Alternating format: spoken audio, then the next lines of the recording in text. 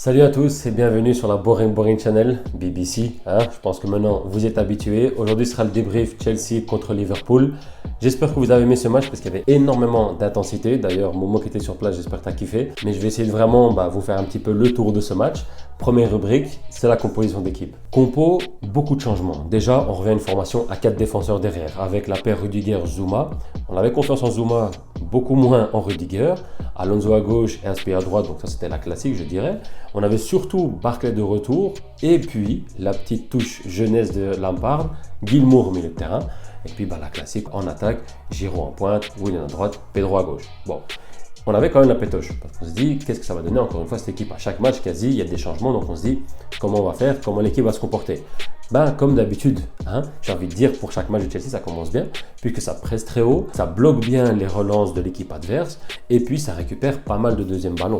Donc ça commence bien. Mais à côté de ça, ça reste comme Liverpool, ça reste les champions d'Europe. Donc voilà, il faut être serein quand même derrière. Mais quand on voit les percées d'Origi à droite, de Mané à gauche et ainsi de suite, on se dit voilà, ça manque d'automatisme encore au niveau défensif, ça manque d'attention. Et puis, quand on voit que Kepa doit faire 3 arrêts d'affilée, on se dit c'est pas normal. Alors, grosse perf encore une fois de Kepa, j'espère que vous avez vu ces images entre temps. Mais on se dit il y a un problème encore une fois, un laxisme défensif.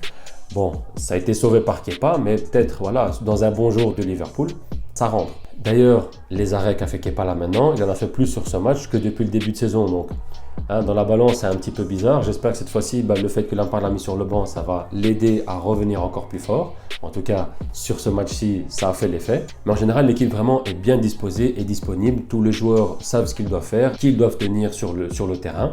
Quand on voit un Barkley qui joue beaucoup plus haut, quasiment juste derrière Giroud, c'est déjà un petit peu étonnant. Et puis, moi, j'ai vraiment aimé la performance. Et puis même, je pense qu'on était tous attirés par la performance de Gilmour au milieu de terrain. C'est un joueur sensationnel, je trouve carrément. Je pèse mes mots. Parce qu'ici, en fait, il a été juste incroyable.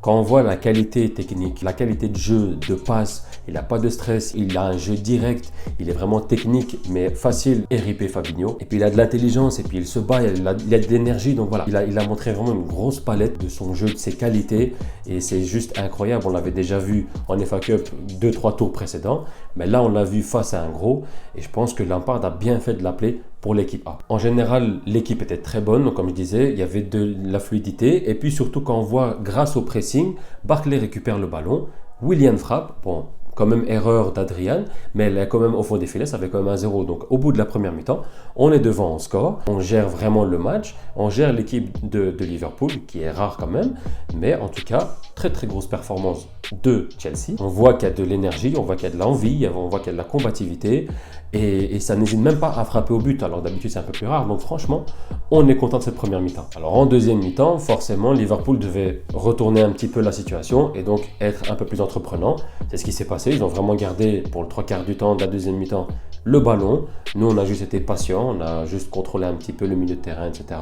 et le score. Alors bon, Chelsea ne défend pas hyper bien non plus, quand on voit, comme je disais, en première mi-temps, Origi qui passe facilement ou qui pose des problèmes à Azpilicueta, Alonso de temps en temps qui se fait aussi prendre, mais encore, Rudiger qui a encore fait ses frags. Donc, on se dit, on a un petit peu encore de stress, mais ça gère tranquillement. Et puis, arrive le moment messiesque, je dirais, de Barkley, où Pedro qui récupère le ballon dans le milieu de terrain de Chelsea. Barkley récupère le ballon, il est parti. Alors on se dit pourquoi il ne passe pas le ballon à Pedro qui est à droite, c'est pourtant logique et évident. Mais non, il s'en va, il fonce tête baissée et il court. C'est pas possible. T'as le défenseur de Liverpool qui revient, t'as Van Dijk juste en face de lui, on se dit Barkley, s'il te plaît, fais pas le con. Et au final, il met une patate. Elle rentre, ça fait 2-0. On se dit, attends, tu t'es pris pour Lampard, là, avec le numéro 8 et ta frappe, comment? On était subjugués, en même temps content, on se dit, c'est pas normal, c'est pas possible, qu'est-ce qu'il nous a fait? Mais voilà, malheureusement, et ce qui est un peu dommage, ces performances-là sont trop peu visibles, ce qui fait que ça arrive maintenant, on le reverra dans 4 matchs ou 5 matchs et encore. Bon voilà, on était content du but, surtout face à Liverpool. Alors ici, moi, mes tops et mes flops, forcément les tops, je dirais quasiment toute l'équipe, mais il y a quand même des petites mentions, vous allez me dire, ce serait pas normal sinon. Gilmour, je l'ai expliqué au début, en première mi-temps, énormissime.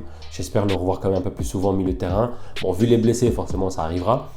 Kepa qui a fait, comme j'ai dit encore une fois, une très très bonne première mi-temps, et puis même dans les airs, et puis il était présent, il était physique, il n'hésitait pas, il avait moins peur par rapport à d'habitude, ses relances meilleures aussi, donc j'ai trouvé que Kepa avait fait un très bon match. Barkley aussi, bizarrement, a fait un bon match, comme contre Tottenham, j'ai trouvé une très bonne performance de sa part, et puis il était disponible, et voilà, il a fait les efforts qu'il fallait. À côté de ça, pour le flop, je n'ai pas forcément. Ici, ce serait peut-être plutôt le côté des blessures.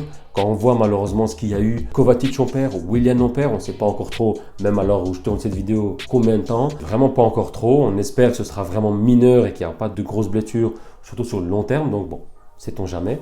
Et puis encore une fois, c'est étrange et c'est dommage de faire ce type de performance, comme je disais, face à Tottenham et Liverpool, et entre-temps contre le Bayern en Ligue des Champions, où tu as une chance peut-être de faire quelque chose, on ne sait jamais, hein, il n'y a pas.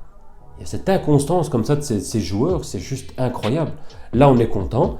Ce week-end, on joue contre Everton. On ne sait pas encore une fois à quoi s'attendre. Ça va être un bon match, comme ça peut être le pire des matchs. Après voilà, on est content parce qu'on a gagné, on passe au tour suivant. On ne sait pas contre qui on va tomber. D'ailleurs, à l'heure où je tourne cette vidéo aussi, City joue ce soir. Donc, on verra après ce match-là contre qui on peut tomber. Le tirage sera juste après. Peu importe, on est en FA Cup, ce serait bien de la gagner pour la première année de Lampard. Donc voilà, après cette performance, on se dit pourquoi pas encore rêver. Peut-on rêver de quelque chose jusqu'à la fin de saison? Comme j'expliquais, la FA Cup ou peut-être le championnat, 3e, 4e position, on ne sait pas trop, mais voilà, on espère encore une fois que l'équipe et Lampard feront le maximum. Et c'est ici évidemment que s'achève cette vidéo. J'espère que vous avez apprécié, j'espère que vous avez apprécié surtout le match. Si c'est le cas, encore une fois, tu connais la chanson, le like, les commentaires, le petit pouce bleu, tu t'abonnes, la petite cloche pour évidemment rien manquer des prochaines vidéos débrief. Merci de l'avoir regardé. Si tu aimerais, comme d'habitude, discuter de Chelsea, si tu es fan, c'est sur le compte BoringCFCFR sur Twitter ou également sur mon compte privé, comme ça, comme j'ai dit, on peut parler de tout ou de rien. N'hésite pas, en commentaire également pour me donner un petit feedback de cette vidéo-là. Et puis voilà, si tu as d'autres informations à me donner, n'hésite pas également. Merci et on se retrouve ce week-end pour le match Chelsea contre Everton. Bonne fin de semaine à vous, ciao ciao.